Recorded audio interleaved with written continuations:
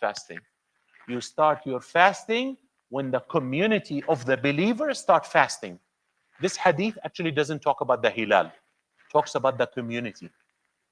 Obviously, the community should be delegating someone to witness the hilal, or as now the ijtihad and all of that, the idea of the calculations and can the hilal be seen? Was it born and can it be seen? Are the two conditions that put by the people who follow calculation. But at the end of the day, الصوم يوم صومكم. Fasting, you have to fast with the jama'ah and break your fast with the jama'ah. That shows you how much fasting connects you with the believers. Today, we have to think this Ramadan, inshallah, we're going to fast with two intentions. Number one, I have to fast because it's faridah. Number two, I want to fast on behalf of the ummah of the Prophet sallallahu alaihi wasallam. I want my fasting to strengthen the ummah of Rasulullah sallallahu alaihi wasallam. I want to do something different. I want to connect. I want to make da'wah. I want to host my co-workers for iftar. I want to invite them to the masjid when the masjid makes iftar for the non-Muslims.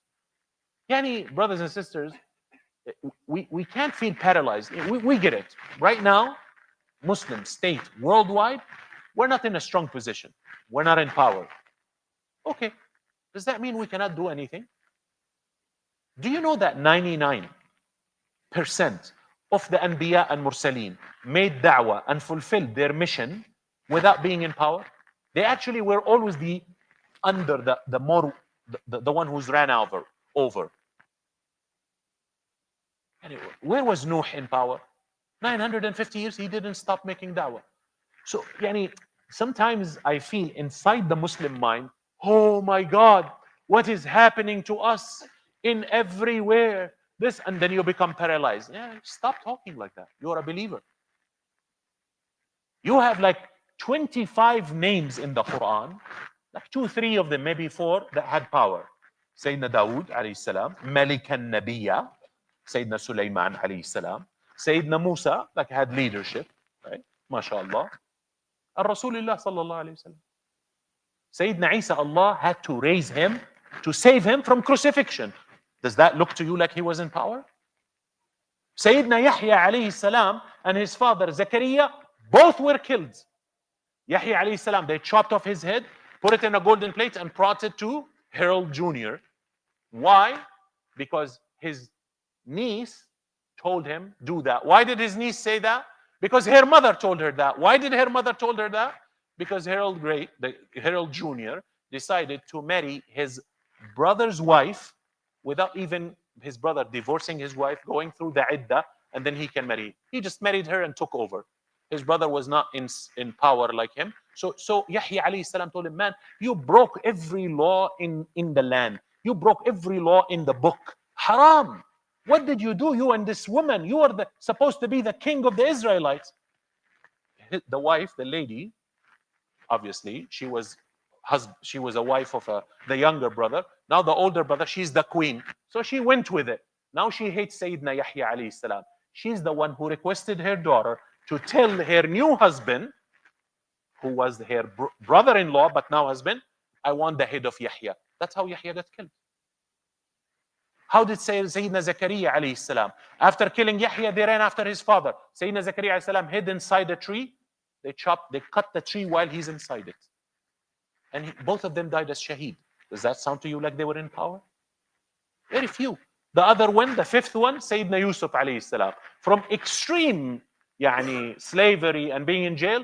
So it's not a prerequisite that for us, the believers, to do something good for the Muslim Ummah, for our neighbors, for the society that we live in, for humanity. It's not a prerequisite that we are in power. Allah lillahi al-hukmu min qabli wa min ba'd. Allah decides who becomes in charge of us. So we need to change. And once the believers start thinking, okay, political, military power we don't have, we make peace of that. Now let's do the message. Let's convey the message of Allah. Let's serve the deen of Allah.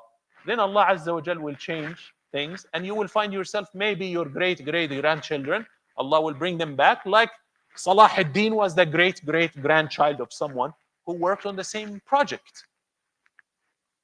So my dear brothers and sisters, this Ramadan is going to be different. You cannot walk into Ramadan, walk out of Ramadan as an individual. You walk in as an individual, you walk out of Ramadan as an ummah. May Allah Azza wa Jal grant us that. أقول ما تسمعون واستغفر الله لي ولكم فاستغفروه إنه غفور رحيم.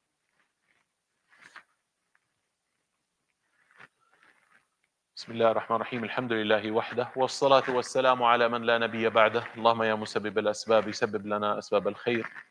ألا إن خير الكلام كلام الله وخير الهدي هدي نبيه محمد صلى الله عليه وسلم وشر الأمور محدثاتها وكل محدثة بدعة وكل بدعة ضلالة. اللهم اغفر لنا وللمسلمين والمسلمات والمؤمنين والمؤمنات الأحياء منهم والأموات إنك قريب سميع مجيب الدعوات. اللهم أعنا على أن نعين إخواننا المسلمين المستضعفين في كل مكان. اللهم ارحم واغفر وارفع الظلم عن إخواننا المسلمين في فلسطين يا رب العالمين، وفي غزة يا رب العالمين، وفي السودان وفي الصومال وفي كل مكان. اللهم ارحم إخوان المسلمين في كشمير وفي الهند يا رب العالمين. ارحم إخوان المسلمين في بيرما من الروهينجا والأويغرز يا رب العالمين. اللهم كن معهم وكن معنا على إعانتهم يا رب العالمين. اللهم صل وسلم وبارك على عبدك ونبيك محمد الصادق الوعد الأمين. اللهم بلغنا رمضان، اللهم بلغنا رمضان، اللهم بلغنا ليلة القدر يا رب العالمين. لا إله إلا أنت سبحانك إنا كنا من الظالمين. وأقم الصلاة إن الصلاة تنهى عن الفحشاء والمنكر ولذكر الله أكبر والله يعلم ما تصنعون. الله أكبر الله أكبر. أشهد أن لا إله إلا